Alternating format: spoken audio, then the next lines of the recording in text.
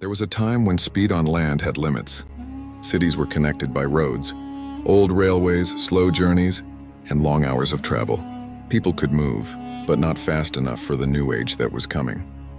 Business was growing, cities were expanding, economies were changing, and Japan, rebuilding after the destruction of World War II, needed more than recovery. It needed a symbol of the future. That symbol became the Shinkansen, the bullet train, a train that looked like it belonged to tomorrow. A train that turned distance into time saved. A train that showed the world that Japan was no longer only rebuilding. It was leading. This is the story of how Japan built the world's fastest train. After World War II, Japan faced a difficult road. Its cities had been damaged. Its economy needed rebuilding. Its industries needed growth. But by the 1950s, Japan was rising quickly. Factories were producing. Businesses were expanding. Tokyo, Nagoya, Kyoto, and Osaka were becoming more important than ever. The problem was movement. The old rail lines were crowded. Travel between Tokyo and Osaka, Japan's most important business corridor, took too long. The country needed to move workers, leaders, goods, and ideas faster. But Japan is not an easy place to build railways. It has mountains, earthquakes, crowded cities, limited land, and complex terrain. Still, Japanese engineers imagined something bold, not just a better train, a completely new high-speed railway. The idea was risky. Many people questioned it. Could a train really travel at such high speed safely? Could it handle Japan's earthquakes? Could it be built through mountains, cities, bridges, tunnels, and crowded land? Could people trust it? Japan decided the answer had to be yes. The Shinkansen was planned as a dedicated high-speed rail system, separate from many older conventional railways. This mattered because fast trains need special conditions. They need smoother tracks, wider curves, stronger signals, advanced safety systems, and precise control. A normal railway could not simply be pushed to extreme speed without danger. The train needed its own world. Engineers had to think about everything. The shape of the train had to reduce air resistance. The tracks had to support high-speed travel. The signaling system had to be so reliable that trains could operate close together without danger. Bridges and tunnels had to be strong. Stations had to handle huge numbers of passengers. And because Japan is earthquake-prone, safety systems had to respond quickly when the ground moved. Speed was important, but safety was more important. A train that is fast but unsafe is not progress. Japan's genius was not only building a fast train, it was building a fast train people could trust. The first line, the Tokaido Shinkansen, connected Tokyo and Osaka. This route was chosen because it was one of the busiest and most important corridors in Japan. It linked major centers of business, industry, culture, and government. If high-speed rail could succeed there, it could transform the nation. Construction was difficult and expensive. Workers built new tracks, tunnels, bridges, stations, and systems. Engineers had to solve problems as they appeared. The project demanded money, discipline, and national confidence. It was not only an engineering project, it was a statement about Japan's future. Then on October 1st, 1964, the Tokaido Shinkansen opened. Just days before the Tokyo Olympics, Japan showed the world something remarkable. While the Olympics presented Japan as modern and peaceful, the bullet train showed Japan as technologically advanced, organized, and ready for the future. The first Shinkansen trains operated at speeds that shocked the world at the time. With early services linking Tokyo and Osaka, far faster than conventional rail had done before, the timing was perfect.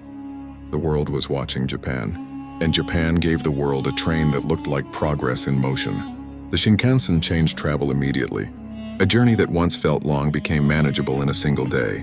Business people could travel between major cities and return more easily. Families could visit relatives faster. Tourism grew. Cities became more connected. The distance between Tokyo and Osaka felt smaller. This is one of the most powerful effects of transportation. It does not only move people, it changes how people think about space. When travel becomes faster, cities feel closer. Business becomes easier. Opportunities spread. A country becomes more connected to itself. The Shinkansen became famous not only for speed, but for precision. Trains ran on strict schedules. Stations were organized. Boarding was efficient. Interiors were clean. Staff worked with discipline. Delays were rare compared with many rail systems around the world. Punctuality became part of the Shinkansen's identity. In Japan, time mattered. A train arriving on time was not just convenience, it was trust. It told passengers that the system respected them. It told businesses they could depend on it. It told the world that Japanese engineering was not only fast but disciplined. A high-speed train is only successful when every detail works together. The track, the train, the signal, the driver, the station, the maintenance team, and the emergency systems. The Shinkansen became a masterpiece because it was not one invention. It was an entire system of inventions working as one. As decades passed, the Shinkansen expanded. New lines connected more regions. New train models became faster, quieter, safer, and more comfortable. The network helped shape Japan's modern identity. It became a symbol seen in postcards, documentaries, travel videos, and films. For many people, riding the bullet train became part of experiencing Japan itself. The design also evolved. The famous long nose of many Shinkansen trains was not only for style. Aerodynamics mattered, especially when trains entered tunnels at high speed. Engineers had to reduce noise, pressure waves, vibration, and energy use. Every curve of the train had a purpose. Less than 20 years after World War II, Japan introduced a rail system that became a global symbol of modern engineering. That transformation was extraordinary. The Shinkansen was not only a train, it was proof that a country could rebuild, innovate, and lead. It turned Japan's image from destruction to precision, from defeat to progress, from recovery to global respect. Today, the Shinkansen is still one of the most admired rail systems in the world. It continues to evolve with new train models, expanded routes, and future high-speed projects.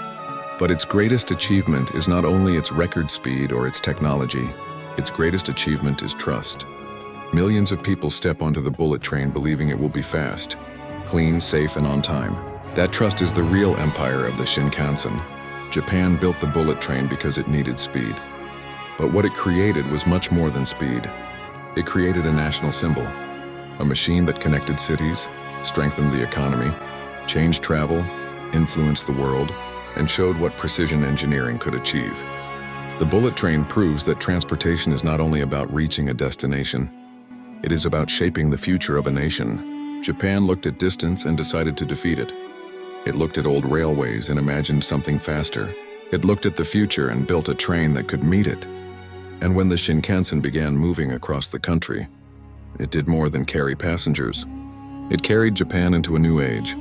If you enjoyed this powerful journey into how Japan built the world's fastest train, subscribe to Ancient Truth, where we explore the events, inventions, megaprojects, civilizations, decisions, and hidden forces that shaped the modern world. And before you go, comment below, do you think Japan's bullet train is the greatest transportation achievement in history? Or has another invention changed travel even more? Like this video, share it with someone who loves history, technology, and engineering, and stay with us for the next story that changed the world.